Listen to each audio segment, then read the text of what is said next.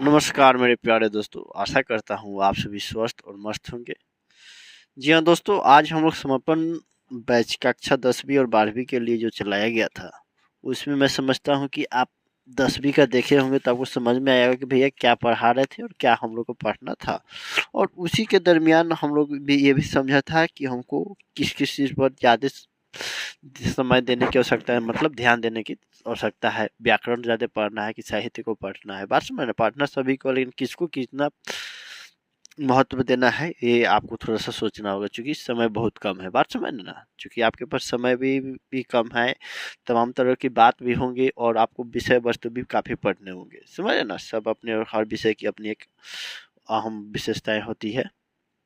खैर छोड़िए, तो देखिए, सर्वप्रथम हम लोग सूरदास जी के बारे में जीवन परिचय थोड़ा सा पढ़ ले रहे हैं, और दूसरे पार्ट में, दूसरे भाग में हम लोग पढ़ेंगे इनका जो पद है उसको। ठीक है, क्योंकि इनका अर्थ थोड़ा भावार्थ बताने में थोड़ा सा आप लोग को लग रहा है भाई क्या ही, मतलब कहाँ कहाँ चल जाते हैं। बात समझ ना, समझ, छोटा छोटा सा हो वीडियो, ये मैं प्रयास करता हूँ। चलिए, सूरदास, देखिए सूरदास का जो जन्म है 1478 में, इनका भी अनुमानित है, जैसे जैसे मलिक मोहम्मद जी का था तो वही था उनका था। निधन इनका जो है कि 1583 में, जन्म दिल्ली के निकट सिंही नामक गांव में हुआ था। समझ, निवास स्थान इनका ब्रज क्षेत्र में क्रमशः गौघाट, वृंदावन एवं पारसोली ग्राम।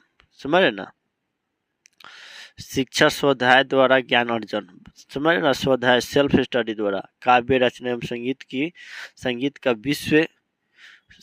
का विशद ज्ञान एवं अभ्यास, विशाल लोक गान। समझ रहे ना, लोक ज्ञान, गान नहीं ज्ञान। अभिरुचि पर्यटन, सत्संग, कृष्ण भक्ति एवं वैराग्य, ये कृष्ण जी के बहुत भक्ति में लीन रहते थे। दीक्षा गुरु इनका है महाप्रभु वल्लभाचार्य। समझ रहे ना, दीक्षा काल उनका 1509 से लेकर 10 तक अनुमानित है, ये बात समझना। विशेष जन्म से अंधे थे अथवा बड़े होने पर दोनों आंखें जाती रही। समझ रहे ना, बचपन से ही मतलब अंधे थे। फिर देख रहे हैं ना, मृदुल विनम्र निर्भानी, भावुक और अंतर्मुखी स्वभाव के विरक्त महात्मा थे। बात समझ ना। कृतियां उनके प्रमुख रूप से सुरसागर, साहित्य लहरी, समझ ना, राधा रमकेली, सुर, मतलब देख रहे हैं तो मिट रहा है कहीं होगा, सुर सागर कवि की विश्व प्रसिद्धि का प्रमुख आधार है। इसकी रचना श्रीमद्भागवत की पद्धति पर द्वादश स्कंधों में हुई गए पदों का विशाल संग्रह है। समझ रहे ना। देखिए, तब इसके बारे में हम लोग थोड़ा सा पढ़ ले रहे हैं। मध्यकाल में हिंदी क्षेत्र में राजस्थानी, मैथिली, ब्रज, खड़ी बोली, अवधी आदि का साहित्यिक भाषा के रूप में विकास हुआ था। इनमें ब्रज भाषा अपनी कोमलता, ललित्य और माधुर्य के कारण अत्यधिक लोकप्रिय होकर अनेक शताब्दियों तक हिंदी क्षेत्र की प्रमुख काव्य भाषा बनी रही। कृष्ण और उनकी लीलाओं की जातीय स्मृतियां संजोए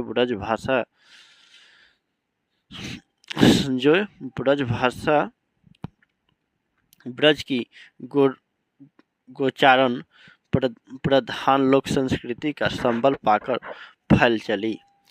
उसने अपनी गीत संगीतमय प्राकृतिक और अभिरुचियों द्वारा ब्रज क्षेत्र की समाओं का समझना अतिक्रमण कर विपुल प्रसार और व्यापकता अर्जित की। सूरदास की इसी ब्रज भाषा के महान कवि हैं।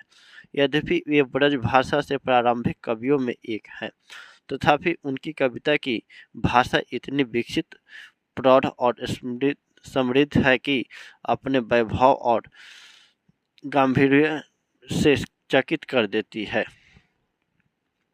सूरदास हिंदी की मध्यकालीन सगुण भक्ति धारा की कृष्ण भक्ति शाखा के अन्यतम कवि हैं। वे वल्लभाचार्य की पुष्टि मार्गीय भक्ति में अष्टछाप के उत्कृष्ट कवियों में श्रेष्ठ माने जाते हैं। इस तरह वे पुष्टि मार्ग के प्रधान भक्त कवि हैं। वल्लभ से दीक्षित होने के पूर्व वे दास्य विनय और दैन्य भाव के आठ पद गाया करते थे। समझ ना, भाव के आते पद।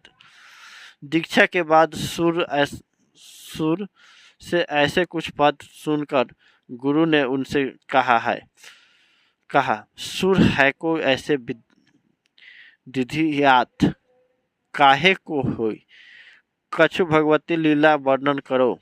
मतलब देख रहा है नहीं, मतलब कोई मतलब का नहीं है, लेकिन फिर भी मैं बता दे रहा हूँ, बात समझ ना, कोई मतलब की नहीं, आप अपने से स्वाध्याय कर सकते, परंतु मैंने सोचा कि चलो भाई थोड़ा सा पढ़ ही लेता हूँ। चलते चलते एक बार, दीक्षा के बाद गुरु के श्रीमुख से भागवत दसम स्कंद सुनकर उनके भीतर लीला गान की प्रेरणा और स्फुरना हुई और तब से उनकी भाव भक्ति को एक दिशा मिल गई। वे लीला पद रचने और गाने लगे। सूरदास लीला रसिक कृष्ण भक्त कवि हैं। उन्होंने कृष्ण भक्त के उन भावनात्मक स्थलों पर प्रसंगों को चुना है जिनमें उनकी अंतरात्मा की गहन मार्मिक अनुभूति बैठ सकी है। श्री कृष्ण के जन्म, शैशव और किशोरवयों की विविध लीलाओं को विषय बनाकर कवि ने भावों और रसों की बाढ़ ला दी है। सूर के काव्य के 3 प्रधान विषय हैं। इनके देखिए, काव्य के 3: विनय, भक्ति, वात्सल्य और प्रेम श्रृंगार। समझ ना, ये आपको आ सकता है वैकल्पिक में, लेकिन यहाँ पर देखिए विनय, भक्ति, वात्सल्य तो हम लोग पढ़ेंगे ना, जिनका जो पद है तो वात्सल्य रस पर आधारित है। समझे ना, जो इसमें कि पुत्र का हो, पुत्र प्रेम, पितृ प्रेम, मातृ प्रेम का मतलब उसमें व्यक्त करता है। इन्हीं 3 भाववृत्तों में उनका काव्य सीमित है। समझ ना, विनय, भक्ति, वात्सल्य और प्रेम श्रृंगार। उसमें जीवन का व्यापक और बहुरूपी विस्तार नहीं है, किंतु भावों की ऐसी गहराई और तल्लीनता है कि व्यापकता और विस्तार पीछे छूट जाते हैं। वात्सल्य के तो ये विश्व में अद्वितीय कवि हैं। इस धरातल पर उनसे तुलना के लिए संसार में कोई कवि नहीं दिखाई पड़ता। वात्सल्य भाव के पदों की विशेषताएं यह है कि पाठक जीवन की नीरस और जटिल समस्याओं को भूलकर उनमें तन्मय और विभोर हो उठता है।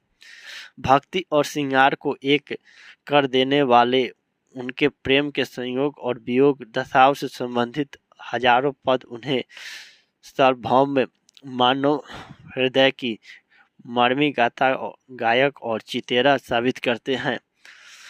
उनमें वेदना मिश्रित आनंद और लालित्य का परावार उमड़ता है। सूर के पदों में मध्यकालीन गीति कला अपने शिखर पर पहुंच जाती है। कविता, संगीत, चित्रकला, मूर्तिकला, नाट्य कला आदि का ऐसा एकत्र समागम अन्यत्र दुर्लभ है। संगीत के संसर्ग में उनके पदों में जैसे पंख लग जाते हैं। किसी सुकंठ मर्मी गायक के स्वरों में उनके पद पुष्प की तरह अपनी पंखुड़ियां खोल देते हैं। अपने चित्तता, जीवंतता, कोमलता, सजीव वेधकता, संक्षिप्ति, भावगर्भितता आदि गुणों के कारण गीतिक काव्य और गीतिक कला के सर्वकालिक आदर्श बन जाते हैं। सूरदास अपने काव्य और कला से सूरदास ने अपने समय और समाज में समानता, उत्तरीपन, सामाजिक विभेद, विदेशी आक्रमण, सांस्कृतिक प्रभाव, समझे ना, और मान मर्दन, निर्धनता, अशिक्षा, रोग, शोक आदि के कारण आई मानसिक कटुता, उदासी, विदेश और निराशा को धोकर बाहर दिया तथा लोक मानस में नई जीवन स्फूर्ति और उत्साह का संचार किया। लोक जीवन के मानसिक अवरोध को दूर कर दिव्य कामना, आशा और उत्साह के कुंठी मुक्त जीवन प्रवाह का संचार करने का ऐतिहासिक कार्य सूर के काव्य ने किया। समझ ना, तो थोड़ा सा यहाँ पर लग रहा है भी कि पूर्ण विराम भी रहता है, वहाँ पर भी गाड़ी चलती है इनकी, मनीष जी के तो चलती ही रहती है, रुकने का नाम नहीं लेते हैं। देखिए तो ये थोड़ा सा पार्ट है, इसका कोई ज़्यादा विशेष नहीं है, कहीं कुछ कुछ लाइन थोड़ा सा महत्वपूर्ण है, बाकी सब नहीं है, समझ ना। यहाँ प्रस्तुत दोनों पद वात्सल्य भाव के हैं और सुर सागर में संकलित है, सुर सागर से संकलित है में हम पढ़ रहे हैं से। इन पदों में सुर की काव्य और कला से संबंधित विशिष्ट प्रतिभा की अपूर्व झलक मिलती है। दोनों पदों में विषय वस्तु चयन चित्रण भाषा शैली संगीत आदि गुणों का प्रकर्ष दिखाई पड़ता है। प्रथम पद में दुलार से भरे कोमल मधुर स्वर में सोए हुए बालक कृष्ण को भोर होने की सूचना देते हुए जगाया जा रहा है। द्वितीय पद में पिता नंद की गोद में बैठकर बालक कृष्ण को भोजन करते दिखाया जा रहा है। दोनों ही पदों में प्रेम और भक्ति की मर्म स्पर्शी अंतर्धारा प्रभावित है। घर घर के सुपरिचित इन दृश्यों और प्रसंगों में कवि के हृदय का ऐसा योग है कि यह प्रसंग अमिट हो जाता है। समझे ना। तो समझे ना। तो सूरदास के जो पद हैं हम लोग दूसरे भाग में पढ़ेंगे, क्योंकि थोड़ा सा जानते हैं ना, थोड़ा सा ज़्यादा मतलब वीडियो का जो ना लंबे थी क्या बोलते हैं और समय काल जो ज़्यादा हो जाता है तो आप लोग करने लगते हैं कि इतना है, थोड़ा आप लोग माने पर से हट जाता है, बात समझ ना। देखिए